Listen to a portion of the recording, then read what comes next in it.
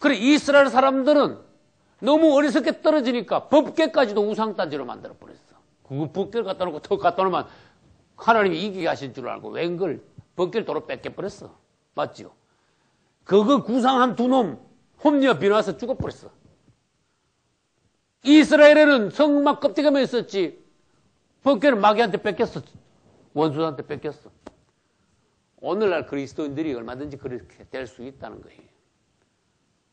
하나님을 섬기는데 살아계신 그분을 사랑하지 않고 하나님을 이용해가지고 홈리와 비누아스와 같은 그런 사상으로 하나님을 이용하려고 할 때 웬걸 오히려 원수들에게 다 뺏기고 껍데기만 남게 된다는 것을 주님이 보여주셨어요. 이스라엘이 지금 현재도 법궤가 없는 성막과 같은 민족들입니다. 그들이 후 3년 반에 가서 예수 그리스도를 영접할 때 빼앗겼던 법궤가 다시 지성소에 안치되는 것과 같습니다. 할렐루야. 그리고는 지상재림 하시는 예수님을 영접하게 되는 거예요. 그 다음 이방인의 때가 끝나면 바로 뭐가 온다고요? 마지막 하늘에가 오지요. 마지막 하늘은 다른 말로 무슨 뜻이지요? 세상 끝에 있는 7년이다. 또 다른 말로 하면은 마지막 하늘에가 끝나면 바로 무슨 사건이 있습니까? 예수님 지상 재림하시는 거예요. 무슨 말인지 알겠죠? 예수님은 이쪽에서 전 3년 반 끝부분에서 지상 재림하시는 게 아니고 공중 재림을 먼저 하십니다. 공중 재림은 아무도 모르게 오십니다. 지상 재림은 모든 사람의 눈에 보이게 오십니다. 볼지어다 구름을 타고 오시래. 이건 지상 재림이에요. 그 다음에 너희가 주의 날이 밤에 도적같이 이를 줄을 알미라. 그거는 공중 재림이에요. 무슨 말인지 아시겠죠? 주님의 시간이, 주님의 오심이 도적같이 오는 것은 공중 재림에 공중에 오셨기 때문에 아무도 몰라요. 구름 속에 오셔가지고 땅에 있는 그분의 신부들을 어떻게 해요? 싹 데리고 올라가시는 거예요. 그래서 예수 안 믿는 사람들, 구원받지 못한 사람들은 주님이 오신 걸 모릅니다. 깜빡하니까 뭐가 없어졌어. 뭐가 없어졌어요? 그다음 난 그리스도인들이 싹 없어져 버렸어. 이것은 성경에서 데살로니가서에서 주님이 도적같이 오시리라고 말씀하시는데 너희 앞에는 그분이 도적같이 못 오신다. 그걸 또 말씀하셨어요. 우리가 구원받았으면 구원받은 성도들 앞에는 그분은 도적같이 못 오신다. 그날이 너희에게 도적같이 이르지 못하리라. 할렐루야. 주님이 오시기 전에 공중재림 하시기 전에도 우리에게 벌써 알려주신다는 거예요. 내가 임박한 걸. 그러나 믿지 않는 사람들은 깜빡하는 셈 몰라. 그것은 마치 완전히 골아떨어져가 잠자는데 도둑놈이 와가지고 좋은 거 싹 훔쳐가지고 바람같이 사라지는 거하고 마찬가지. 그래서 저는 그 비유를 자주 합니다. 도둑놈이 오면 여러분 뭐 가져갑니까? 그 집에서 제일 귀한 거 가져갑니다. 맞죠? 그 집에서 제일 귀한 거 뭐냐? 그래도 그 집에 있는 중에서 제일 귀한 거, 제일 값 나가는 거. 주님이 도적같이 오신다 그랬습니다. 이 땅에서 그래도 제일 귀한 거 뭐냐? 주님을 사랑하는 성도들, 그분의 신부, 할렐루야. 그분이 물건 가지러 오시는 분이 아니라고 말이에요. 그분의 신부를 아무도 모르게 싹 데려가시려고. 그럼 싹 데려가는 걸 다른 말로 하면 휴거예요. 맞습니까? 싹 데려가는데 아무도 몰라. 없어졌다. 올라가 버렸다. 눈 깜짝하세요. 여러분 휴거는요 1초도 안 걸립니다. 그거 아셔야 돼요. 싹 하면 없어져 버린 거예요. 그러나 그 전에 우리는 영 안에서 휴거의 때가 가까웠다는 것을 주님은요 대번 알려주시고 막 뜨거운 거야. 그래서 뭐에 비유할 수 있어요? 지진 나기 전에 뭐가 다 도망간다? 쥐들이 막 알고 막 동물들이 어떻게 알고 막 도망가잖아. 주님 오시기 전에 우리 안에 막 요동치는 게 있어요. 준비하게 만들어주시. 그러나 불신자들, 마지막 때에 대해서 관심이 없는 사람들 앞에는 무감각이야. 완전히 잠만 자고 있다는 거예요. 잠자는데 비시지 깨보니까 뭐가 없어졌어. 그게 불신자들이. 그리스도인들 중에서도 관심이 없는 자들이 이러저러한 사건이 쭉 있다가 로마 제국에서 적그리스도가 어느 날 딱 등장을 합니다. 그럼 여러분들 이스라엘이 본국으로 돌아오기 막 시작하고 막 한참 돌아오게 되면은 여러분들은 로마 제국이 지중해 인근에서 열불로 다시 등장한다는 것을 미리 예측하고 있어야 돼요.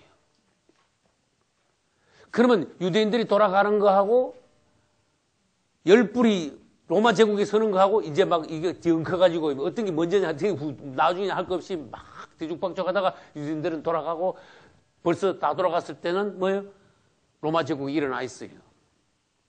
그러면 여러분들은 그때부터 이제 말을 하셔야 돼요.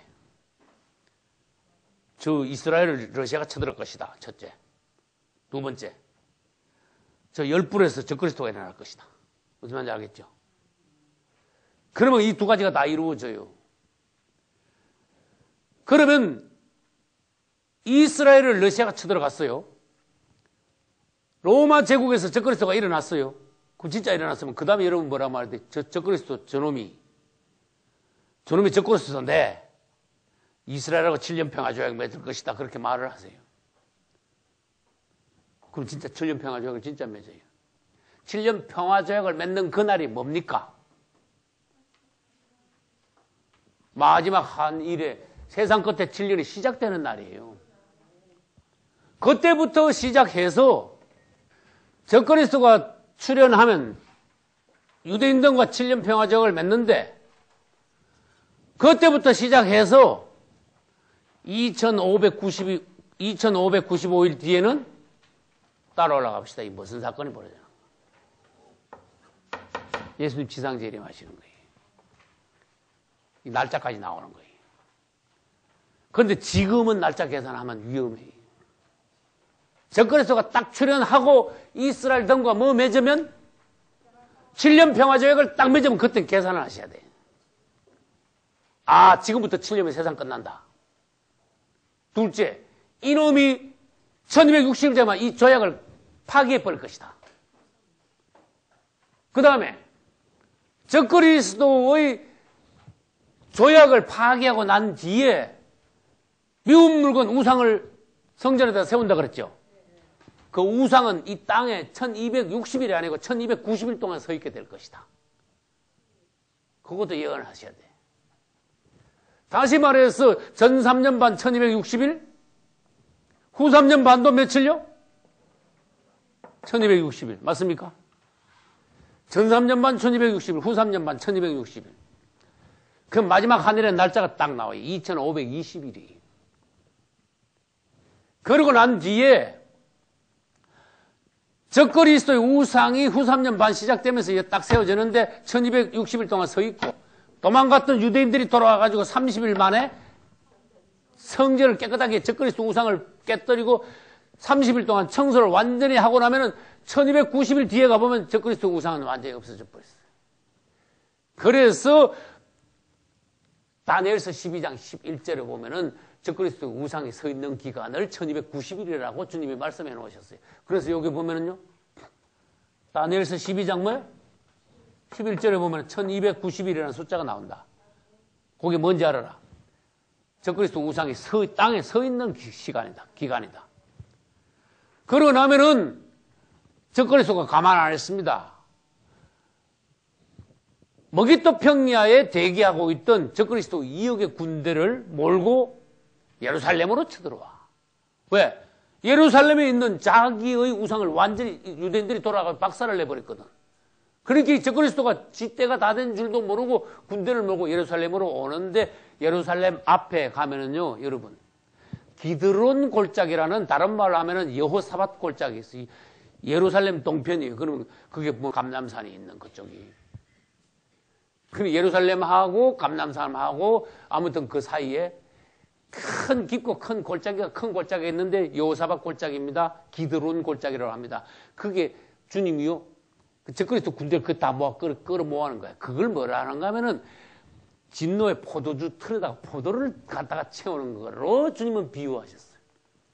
그 한꺼번에 거기다 모아놓고는요, 주님이 막 밟아 제끼는 거예요. 그 안에서 다 죽여버려요.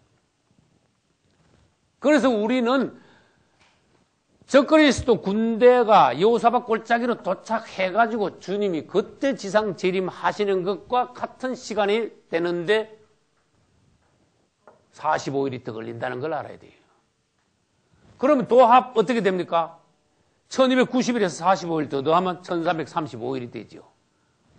그러니까 후 3년 반이 시작되고 1335일 뒤에 주님이 지상 재림하시는 것이고 적그리스도가 출현하여 7년 평화제국을 맺고 난 뒤에는 그때부터 시작하면 뭐예요? 2595일 뒤에 주님이 지상 재림하신다는 것이 다니엘서 12장에 근거해가지고 날짜가 나온다는 거예요. 그러나 이 시대에는 다시 말합니다. 날짜 계산하는 걸 좋아하지 마십시오. 때가 가까이 얼마나 가까이 온가 그것만 알면은 더 이상 요구할 게 없습니다. 단 적그리스도가 출현하면 그때부터는 성도의 환란에 들어가기 때문에 날짜를 충분히 계산하실 수 있어야 됩니다. 할렐루야. 이제 후 3년 반 이방인의 때가 끝나고 마지막 한일회가 들어가면 이방인들은 구원은 못 받고 구원받아 놓은 성도들이 마지막 알곡으로 익어가는 시기입니다. 믿음을 주님이 마지막으로 테스트하는 시기입니다. 성도의 환란 때 믿음의 연단을 주님 앞에 받습니다. 시험을 받습니다. 성도의 환란을 잘 믿음 가운데 통과하는 성도들이 주님 앞에서 들림받을 수 있는 것입니다. 할렐루야. 이제 여러분들은 그 순서를 잘 아셔야 돼. 때가 지금 어느 때인지 얼만큼 임박한 때인 줄 알아야 돼. 왜? 가지가 연해지고 잎사귀가 난 지가 벌써 40몇 년이 지났으니까. 그리고 지금 그 당시에 난 분들이 90까지 산다 그래도 40몇 년밖에 안 남았으니까 그것도 계산은 너무 하지 마라 그 말이에요. 지금 중년의 사람들이 다 죽기 전에 주님이 오신다는 것이구나. 그 정도 말만 돼요. 저는 벌써 60대입니다. 그러니까 저들로서는 좀 가망이 좀 희박하다. 젊은이들이요. 주님 만날 준비를 하십시오. 주님 때가 이만큼 가까웠으면 우리에게 알려주실 때 정신을 차리십시오. 여러분들이 이 시대에 정말 가장 중요하게 할 일이 무엇인지 다시 한번 고려해 보십시오. 연세가 지긋하시게 드신 분들이 있습니까? 마지막으로 주님께 가기 전에 뭘 해야 됩니까? 생각을 해 보십시오. 예를 들어서 하나님의 기뻐하시는 말씀, 이 시대에 시급한 말씀이 있으면 그 말씀을 여러분들이 전파하는데 힘쓰셔야 돼요. 할렐루야. 이런 말씀은 많은 사람들을 통해서 힘있게 자꾸 전거돼야 돼요. 그래서 깨워야 돼요, 사람들을. 그러면 이것을요, 마귀는 얼마나 싫어하는지 그걸 알아야 돼요. 이런 말 전하면 마귀가 그냥 누군지 아십니까?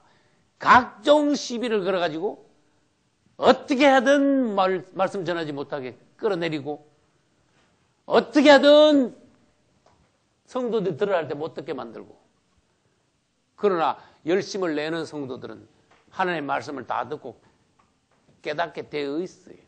할렐루야. 승리하시기를 예수님 이름으로 축원합니다. 계시록 13장 1절부터 5절까지만 보겠습니다. 계시록 13장 1절부터 10절까지는 적그리스도에 관한 말씀이며 11절부터 끝절까지는 거짓 선지자에 관한 말씀과 666에 관한 것입니다. 1절부터 5절까지 같이 읽겠습니다. 내가 보니 바다에서 한 짐승이 나오는데 뿔이 10이요 머리가 7이라. 그 뿔에는 10면류관이 있고 그 머리들에는 참남된 이름들이 있더라. 내가 본 짐승은 표범과 비슷하고 그 발은 곰의 발 같고 그 입은 사자의 입 같은데 용이 자기의 능력과 보좌와 큰 권세를 그에게 주었더라. 그의 머리 하나가 상하여 죽게 된 것 같더니 그 죽게 되었던 상처가 나오매 온 땅이 이상히 여겨 짐승을 다루고 용이 짐승에게 권세를 주므로 용에게 경배하며 짐승에게 경배하여 가로되 누가 이 짐승과 같으뇨 누가 능히 이로 더불어 싸우리요 하더라. 또 짐승이 큰 말과 참남된 말하는 입을 받고 또 42달 일할 권세를 받으니라. 아멘. 오늘은 네 번째 시간으로 적그리스도에 관하여, 그 다음 3대 환난과 예수 그리스도의 재림과 성도의 휴거에 관하여 시간이 되는 대로 차례로 보기로 하겠습니다. 앞으로 일어날 일 중에 가장 큰 일이 무엇이냐? 예수 그리스도의 재림입니다. 할렐루야. 이것은 모든 인류들에게 적용되는 가장 큰 사건입니다. 예수님이 다시 오심, 이보다 더 큰 사건이 어디 있습니까? 제가 28년 전에 서울 은평구 대조동 순복음 신학교 다닐 때 예수 그리스도의 다시 오심에 관한 신학교 강의 시간에 말씀 듣고 제 안에 지진이 일어났어요. 그때부터 저는 주님이 다시 오신다니, 이것은 보통 사건이 아니다. 내가 이것을 알아보리라. 주님께서 제 안에 뜨거운 마음을 주심으로 그때부터 주님의 다시 오심에 관하여 연구하기 시작했습니다. 주님께서 감사합니다. 연구한 것을, 깨달은 것을 발표하게 허락하셨습니다. 할렐루야. 오늘날 우리는 그분의 재림만큼 중요한 사실이 없다는 걸 알아야 돼요. 믿는 이들에게도 믿지 않는 이들에게도 마찬가지입니다. 그분이 오실 때 모든 인류의 운명 판가름이 납니다. 믿는 이들은 그분에 의하여 천국으로 갈 것이요, 그분을 믿지 않은 이들은 그분에 의하여 판결을 받고 불못으로 떨어질 것입니다. 그래서 인간의 추수가 남아 있습니다. 그분은 처음 오실 때 먼저 공중으로 오시고 그 후에 수년 뒤에는 땅에서 대환란이 끝나고 그분은 땅으로 내려오십니다. 예루살렘 앞 동쪽에는 올리브 마운틴, 감람산이 있습니다. 그곳으로 그분의 발이 내려올 것입니다. 예루살렘의 동편에 있습니다. 그래야 해서 그분은 내려오셔서 예루살렘 성을 바라보십니다. 그곳에는 수천 년 동안 열리지 않은 예루살렘 동문이 있습니다. 왕이 들어가실 때 마침내 2000년 만에 예루살렘의 동문이 열릴 것입니다. 주님을 찬양합니다. 그분은 예루살렘에 보좌를 설치하실 것이요, 1000년 동안 이 땅에 실제로 계시면서 왕이 되실 것입니다. 그분이 직접 통치하시는 천년왕국. 우리는 그분의 천년왕국이 가상이 아니라는 것을 믿습니다. 천년왕국은 이 땅에 실제로 일어납니다. 우리는 실제로 그분 밑에서 작은 왕들이 될 것입니다. 얼마나 놀랍습니까? 그분을 믿지 않는 이들은 그분이 오시는 날 오히려 패배하는 날입니다. 형벌의 날입니다. 지옥으로 들어가야 되는 날입니다. 우리는 왕노릇하고 난 이후에도 그분과 함께 영원한 나라 새 예루살렘 성으로 들어갑니다. 할렐루야.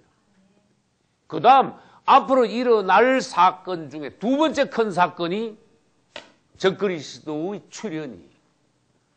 예수 그리스도와 적그리스도는 이름 자체도 닮았어요. 예수 그리스도, 적그리스도. Jesus Christ, Antichrist.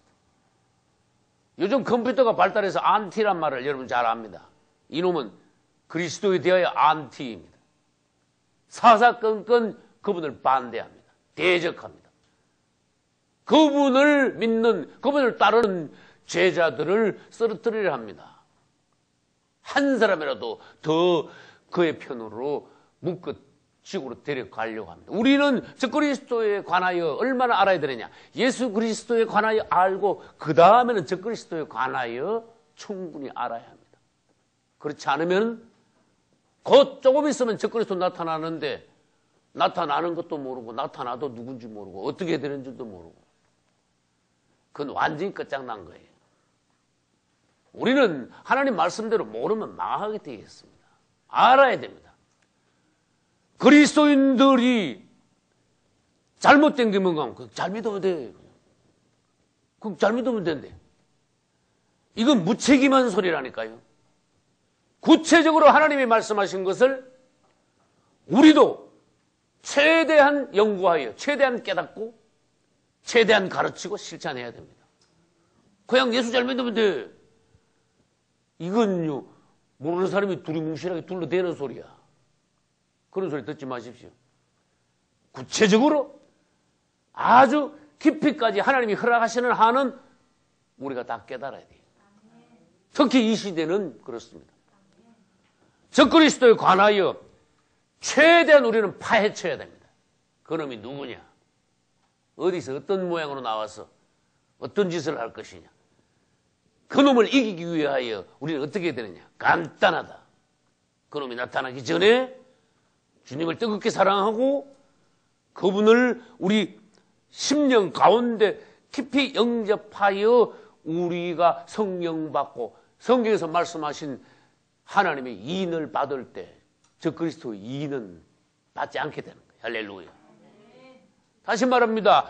하나님의 성령을 받은 사람은 사단의 인침을 받지 못합니다.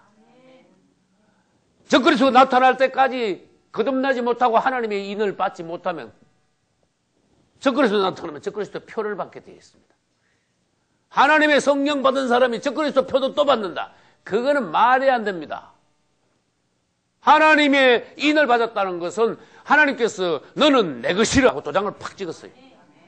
근데 어떻게 감히 적그리스도 나타나고 지가 하나님 도장 찍은 걸 지가 어떻게 감히 가져가요? 어림도 없는 소리지. 그런데 적그리스도가 나타날 때까지 아직도 구원받지 못하고 거듭나지 못하고 아직도 세상에 얽혀있고 아직도 죄악 가운데 뒹굴고 있는 그런 사람들은 주님 책임질 수 없다는 것입니다. 오늘 우리는 이 시간에는 적그리스도에 관하여 그놈의 정체를 최대한 확실히 들춰낼 것입니다. 첫째, 적그리스도 요놈이 누구냐? 마귀가 사람 된 놈이에요. 제가 성경을 연구하다가 하나님이 단순한 것 같지만 이거를 깨닫게 하셨을 때 저는 제 몸에 전율을 느꼈어요. 아, 이 마귀가 사람이 되어오는구나. 그것은 어디서 더욱더 분명해졌는가 하면은 우리 예수님이 누구십니까? 여기서 분명해졌어요. 예수님은 하나님이신데 하나님이 사람을 입고 마리아의 태를 빌려 혈과 육을 입었지요. 여러분 저 뒤에 그림 보십시오. 예수님이 오실 때 4번 그분의 겉모습은 아담하고 똑같습니다. 맞습니까? 2번하고 사람하고 같지요. 껍데기는. 근데 속은 노란 부분이 뭡니까? 속은 하나님이야. 맞습니까? 1번하고 4번하고 닮은 게 뭡니까? 노란 것이 있죠. 그 예수님의 속사람은 뭐예요? 하나님이다. 예수님의 겉사람은 뭐다? 아담 2번하고 똑같다. 이걸 여러분들이 기억하셔야 돼요. 할렐루야. 근데 사람들이 볼 때는 예수님의 겉이 보이지 사람들의 눈은 그분의 속을 꿰뚫어 볼 수 없는 눈이었어요. 그분은 감추어 주신 분이었어요. 그분은 낮게 오셨어요. 사람들이 그분을 잘 몰랐어. 정말 이 땅에 10만 명, 100만 명 중에 한 사람이 그분을 알아봤어요. 귀한 눈입니다. 할렐루야. 이 예수님이 하나님이셨는데 사람을 입고 이 땅에 온 것 같이 마귀가 그냥 있지 않는 거야. 나도 사람이 되겠습니다. 이놈이 그랬어. 그 예수님은 마리아의 태를 빌려 하나님의 아들로 오셨고 적그리스도는 더러운 여자의 태를 빌려 사단의 아들로 오는 거야. 그래서 적그리스도는 다시 말합니다. 마귀가 사람 된 자, 사단의 아들. 무슨 말인지 알겠죠?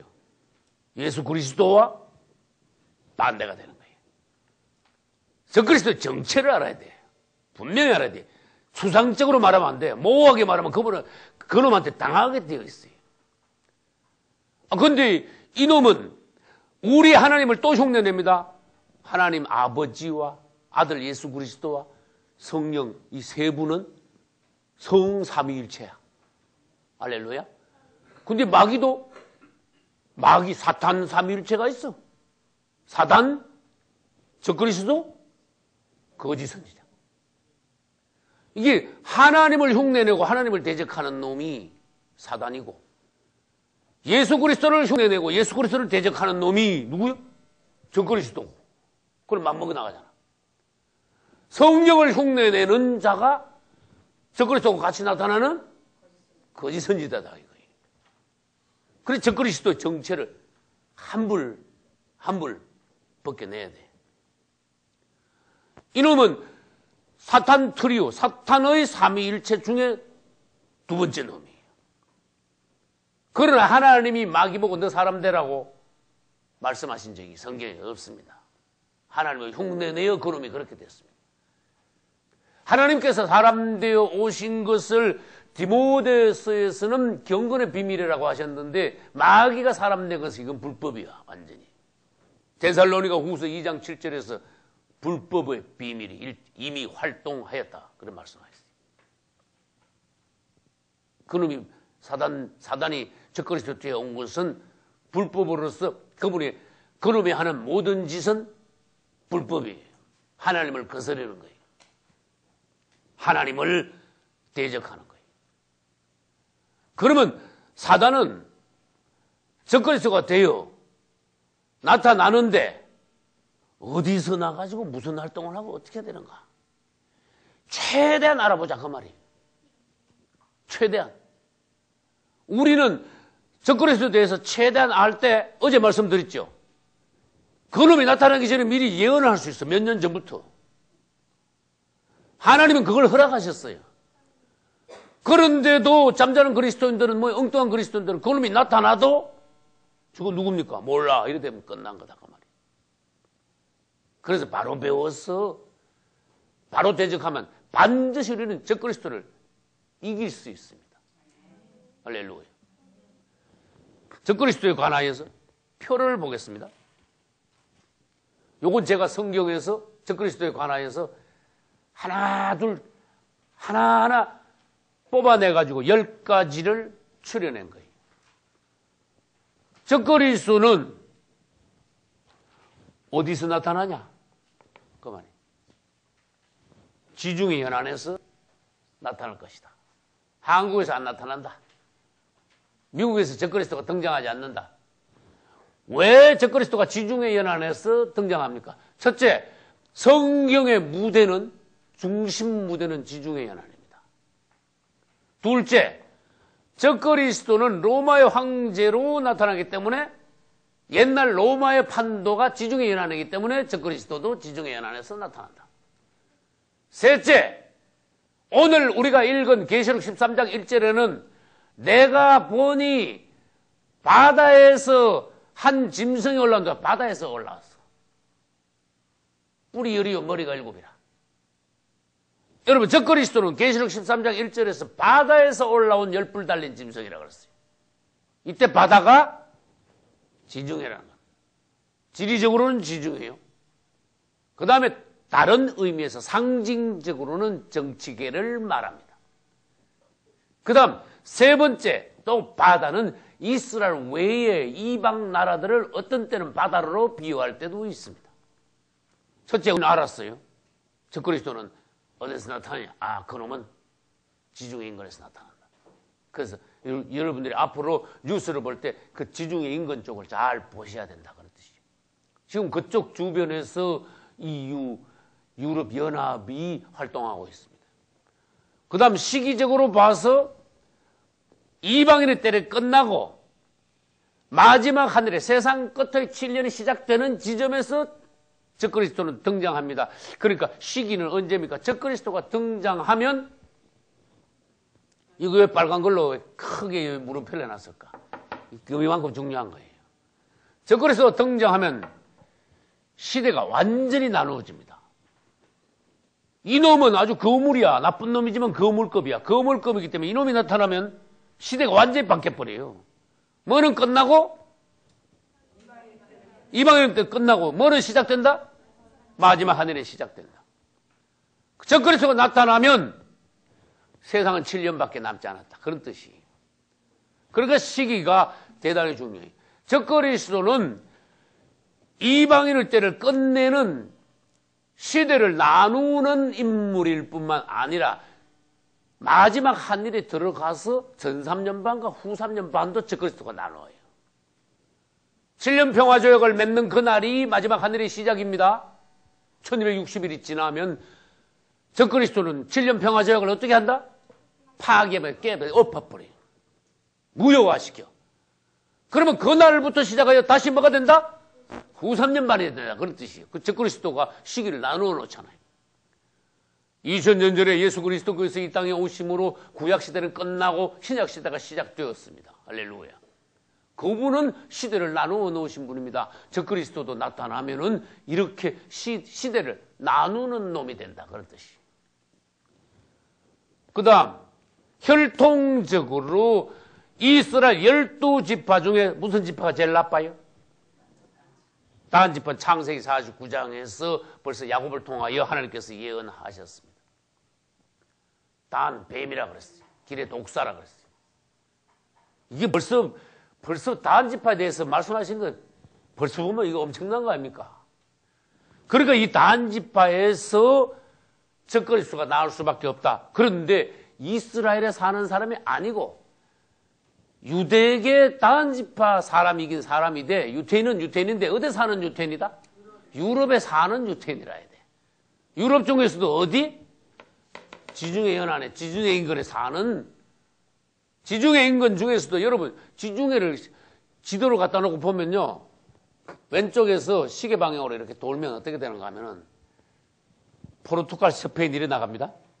포르투갈, 스페인, 프랑스 있고 이탈리아 있고 그리스 있고 요즘 한창 난리 나는 거 시리아 있고 레바논 있고 그 다음에 뭐예요? 이스라엘 있고 더 내려가면 뭐 이집트 있죠.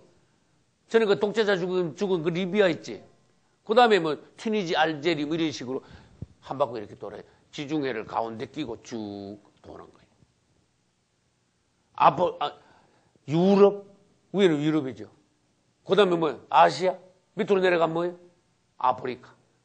지중해는 3대륙을 끼고 있습니다.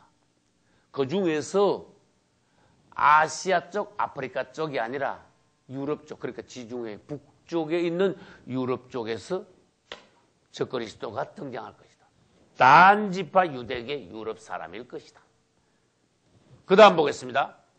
사회적으로는 아까 말씀드렸죠. 계시록 13장 1절에 바다라는 표현으로 보아서 적그리스도는 정치계에서 등장하는 인물이다. 다시 말해서 우리는 어제 말씀드렸습니다. 큰 성 바벨론은 두 바벨론이다. 두 바벨론은 다른 말로 두 로마이다. 두 로마는 로마 제국과 로마 캐톨릭이다.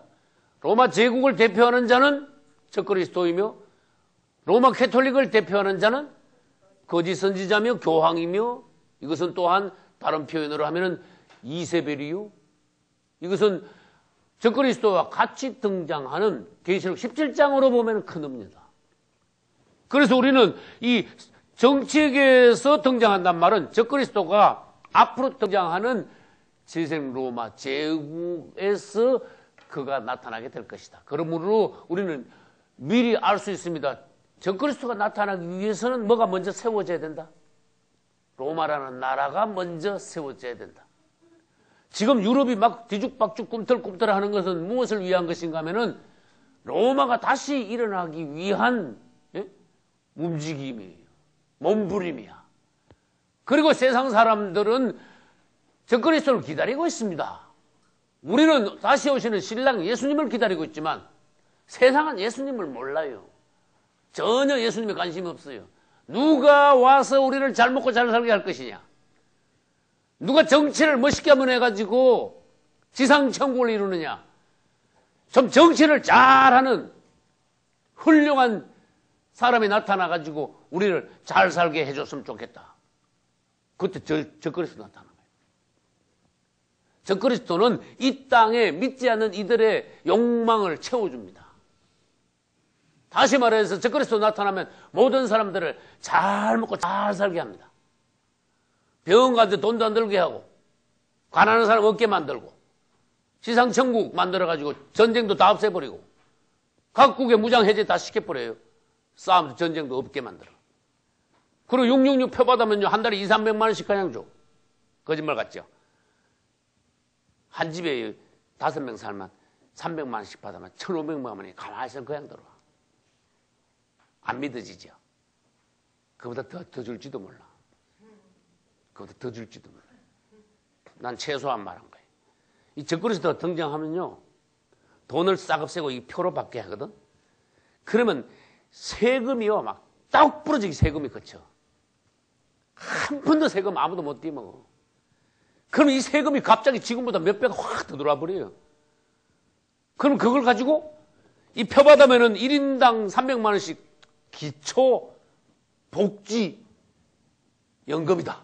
막 이런 식으로 해가지고 기초 복지를 위한 국민들에게 주는 정부 혜택이다 이러면서 적그리스도가 막 이 표 받으면 막 300만 원씩 막 주는 거야. 한 달에 써라. 막 그거보다 더 쓰고 싶은 거 네가 벌어서 써라. 근데 이 300만 원씩 주면은 사람들이 잘 먹고 잘 사는데 3년 반만 잘 먹고 잘 살아.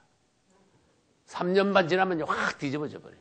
그래가지고 이 표 받은 사람들 후 3년 반 동안 다 죽여버려. 그 나쁘게 말해서 돼지 잘 먹여가 잘 키워가지고 잔칫날 돼지 잡는 거하고 마찬가지다. 예? 여러분 적그리스도에 대해서 알아야 돼요. 이 적그리스도가 나타나면 사람들의 욕망을 채운다 그랬죠. 진짜 전 3년 반 동안에는 지상 천국이 온 것 같아. 사람들 보기에는. 잘 먹고 잘 살아. 전쟁도 없어져. 복지 혜택이 놀랍도록 아주 훌륭한 복지 혜택이 주어져요. 육체적으로는 아까 말씀드렸죠. 예수 그리스도와 반대되는 더러운 여자의 태를 통하여 적그리스도는 나타납니다.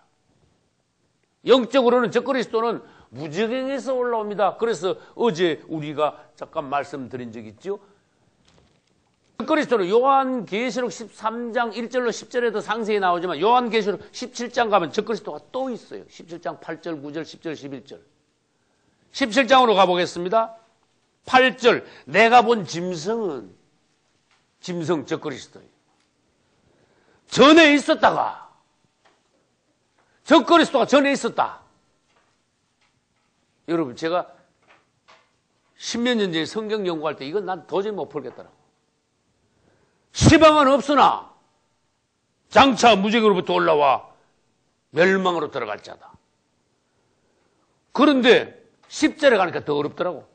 7 왕이라 5은 망하였고 하나는 있고 다른 데는 아직 이르지 아니하였으니 11절 전에 있었다가 시방 없어진 짐승은 8째 왕이니 7 중에 속한 자라.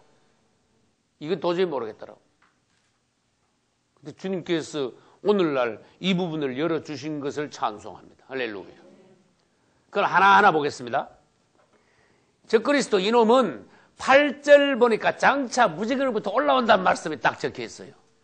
아, 이놈은 무지개로부터 올라오는구나. 어디서부터 올라와요? 무지개로부터 올라오는구나. 그렇지만 사람이 되어 태어나야 되니까 여자 태에 들어가서 나오지 않을 수는 없어요. 또 말합니다. 연령적으로 말해서 30세에 이 땅에 등장하는데 이것도 누구 흉내냈어요? 예수님이 이것도 흉내낸 거야. 적그리스도는 안티크라이스트지만은 예수님을 흉내내는 적그리스도예요. 그러니까 예수님을 흉내내서 이놈이 30세에 등장하면은 30세까지는 모른 척하고 숨어 사는 거야. 예수님은 30세 될 때까지 갈릴리 지방 이스라엘 유대인들이 싫어하는 지방이에요. 우리나라 말하면 그 쌍놈들 사는 데야. 갈릴리 지방, 나사렛 동네, 그것도 목수 아들로 조용히 그냥 사셨어. 그런데 그분은요, 계속 주님 안에, 하나님 안에 사셨어. 세례 요한도 예수님하고 비슷한 삶을 살았어요. 세례 요한도 30세가 될 때까지 유대 빈들 광야에 나가가지고 성령 안에서 계속 훈련받았다가 30세 딱 일어난 거야. 세례 요한. 예수님도 마찬가지야. 적그리스도 이놈이 또 마찬가지야. 30세 될 때까지 조용하게 사는 거야. 그래서 이놈이 30세에 대해서 등장하면 지금 낳는지 좀 이따 조금만 더 있으면 날지 둘 중에 하나예요. 그걸 아셔야 돼요. 지금 났을지 조금 더 있다가 날지. 무슨 말인지 아시겠습니까? 30세 때 탁 등장하니까 그러면 지금부터 적그리스도가 10년 뒤에 태어난다. 그럼 40년 뒤에 적그리스도가 나타나는 거야. 그럼 40년 뒤에 나타나면 예수님이 오시는 거는 뭐예요? 적그리스도 나타나고 7년 더 있다가 세상이 끝나니까 그것도 47년이 되는 거예요. 또 그 계산이 나오는 거예요. 적그리스도는 태어나서 30세까지는 아무도 몰라요. 그가 누군지. 예수님도 마찬가지였어요. 30세가 딱 되면요, 이 지중해 인근에서 나타나는 재생 로마 제국의 10명의 지도자를 뒤에 숨어 있다가 어느 날 갑자기 올라온다. 처음에는 작은 뿌리였다가 뒤에는 가장 큰 뿌리 된다.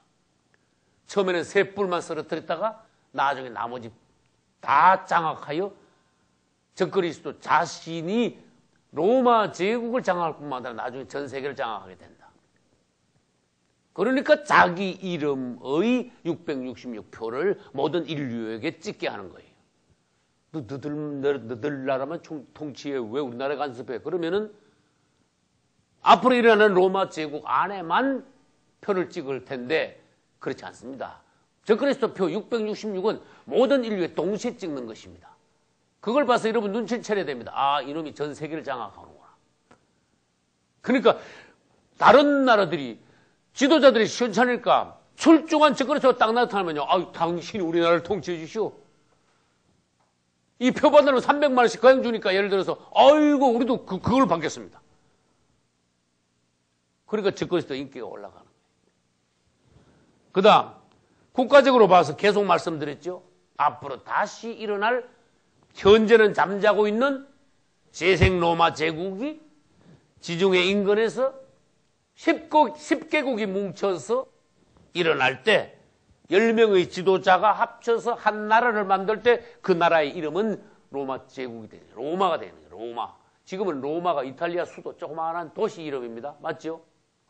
그 이탈리아 수도가 로마인데 원래 로마라는 이름은 로마 제국이에요. 어마어마하게 컸어요. 지중해 인근을 다 잡아먹었어. 맞습니까?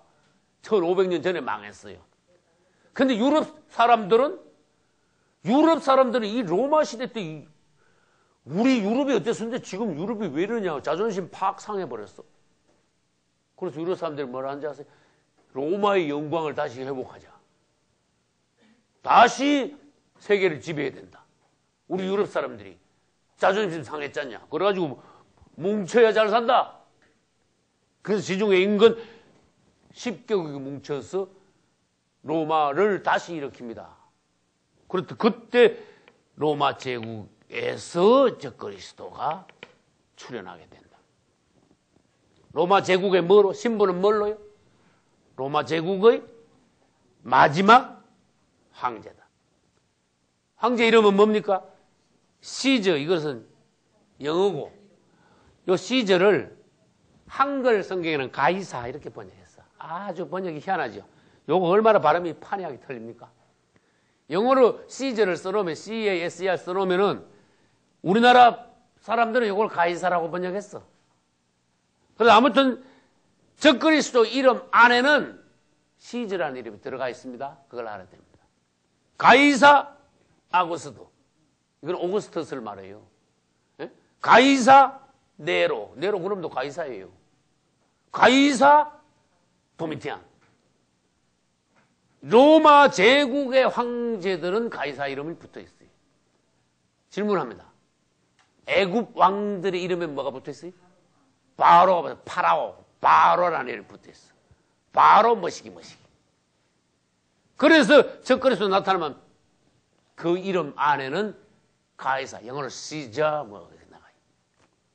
그래서 우리는 적그리스도 나타나면 이름만 봐도 그놈을 알 수가 있습니다. 그 다음에 적그리스도 이름을 우리는 적어야 돼.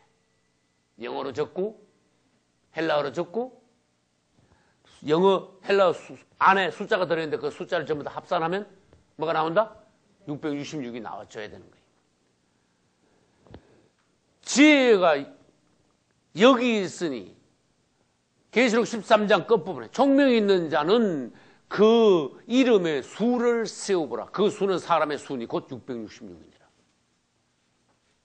너희들이 총명하다면은 지혜가 있다면은 적그리스도 나타나면 딱 보고 그 숫자를 세어보라. 그 수는 처음에는 짐승의 수는 이랬어요. 짐승의 수는 짐승이 몇 마리냐 그 뜻이 아니고 짐승 이름 안에 들어있는 수를 세보라. 그 수는 사람의 수니 666이다. 666은 사람의 수다. 그런 뜻이. 사람의 수인 666이라는 숫자가 짐승의 이름을 풀어보면 그 이름 속에 들어있다. 그럼 666이 짐승의 이름이라 했으니까 666표를 사람에다가 팍 찍으면 어떻게 될까? 탁 찍었는데 보니까 적그리스도 이름이 쳐 있어. 그건 무슨 뜻이에요? 그 사람 적그리스도 끄다 그런 뜻이야.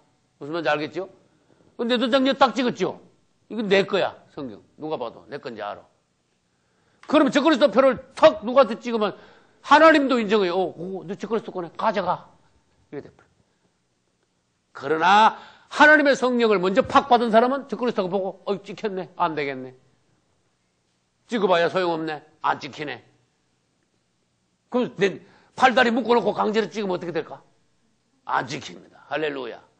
그 먼저 성령의 인을 먼저 받아야 된다. 그 다음 10번째, 적그리스도는 사실상 왜 오느냐? 여러 가지 목적이 있습니다. 그 중에 큰 목적 중에 하나가 뭐냐? 영적 추수. 적그리스도가 나타나야 지금 현재 교회 안에 누가 가라지고 누가 알곡이냐 알 수가 있는 거예요. 그래서 주님께서 마태복음에서 그랬었지요. 알곡의 가라지를 사단이 덧뿌려놨는데 마지막 때 가면은 알곡은 따로, 가라지는 따로 묶고 모아서 주님이 처리하신다 그랬습니다. 처리하시는 방법이 적그리스도가 와가지고 태풍을 한번 확 불어버리면은 알곡과 가라지가 분명하게 갈려진다는 거예요.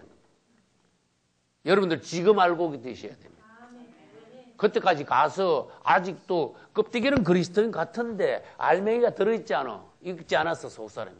그럼 겉으로 봐서는 아무리 봐도 곡식은 곡식이야. 짜게 보니까 속에 아무것도 안 들어있어. 그걸 뭐라 그래요? 따라하세요. 쭉정이. 껍데기만 있는 게 쭉정이에요.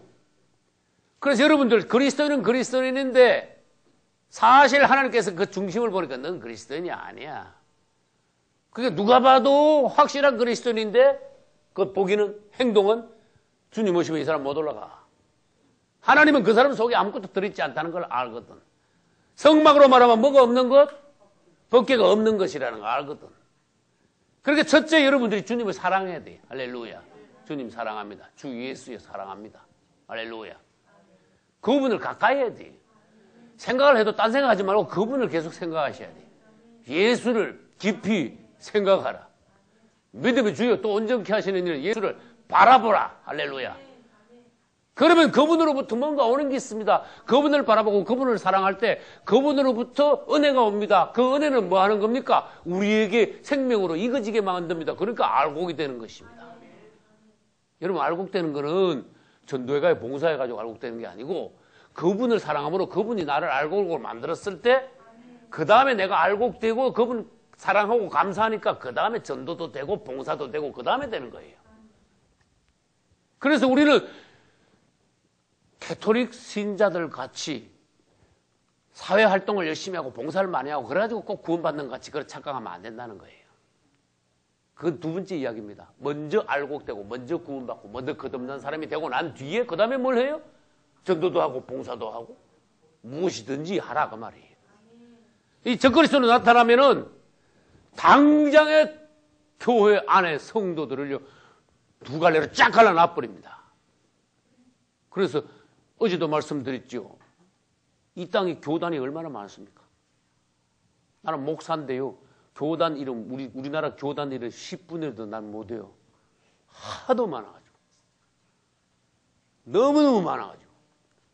내가 그런 말 했어요.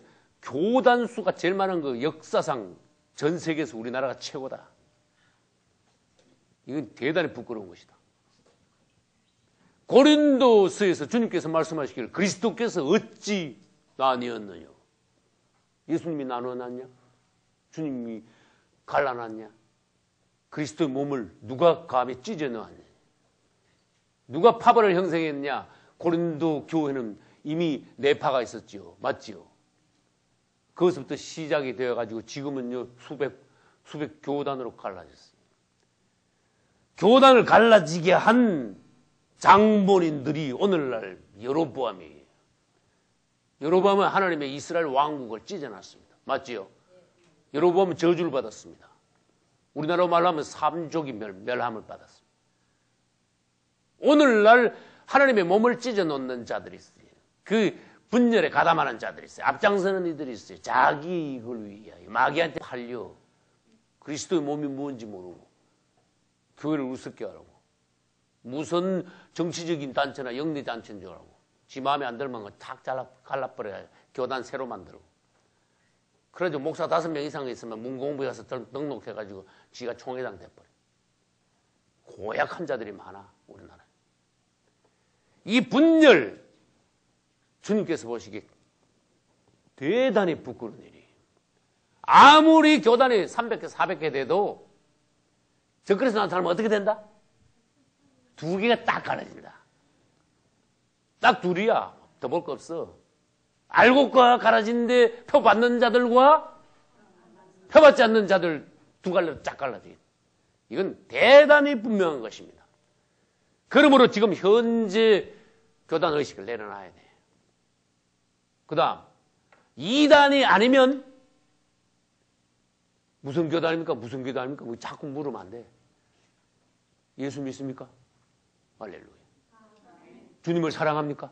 할렐루야. 그럼 돼. 자꾸 교단을 물으면 그리스도인 중에서도 또 나눠지니까. 당신 개바파야? 당신 그리스도파야? 바울파야? 아볼로파야? 자꾸 파 따지는 거예요. 우리 그리스도인들 관념 안에 뭘 내려놔야 된다? 교단 의식을 내려놔야 돼. 교회는 하나다. 그리스도 몸은 하나다. 그래서 우리는 천국에 가면은요, 절대로 모두 다 하나지. 파벌 의식이 없어진다고 말이에요. 이 갈라놓은 거는 마귀의 역사입니다. 적그리스도 이름 안에는 뭐가 들어있는가 하면은 666이라는 숫자가 들어있어요. 그 666에 관하여서 우리가 상세히 알아야 됩니다. 그런데 666표는 요즘 베리칩이라는 게 나와가지고 말이 많아. 베리피케이션 칩이야. 요거 의학용으로 만들었는데 접살만한 조그마한 거를 사람 살 속에다 심어요. 과학이 하도 발달해가 요즘은. 그래가지고 요걸 통해 가지고 이 사람 건강 진단은 다 해버려. 그럼 병원에 안 가도 의사는 병원에 앉아가지고 이 사람 건강 진단 다 해버려. 그래가지고 뭐 병원에 안 가도 알아서 뭐 다 해가지고 특별히 무슨 일이 있을 때 그때 뭐 수술해야 되거나 뭐 너무 크게 되도 병원에 가서 잠깐 병원에 가서 막 줄 서고 이런 거 없어. 무슨 말인지 알겠죠? 그 계시록 13장 다시 봅시다.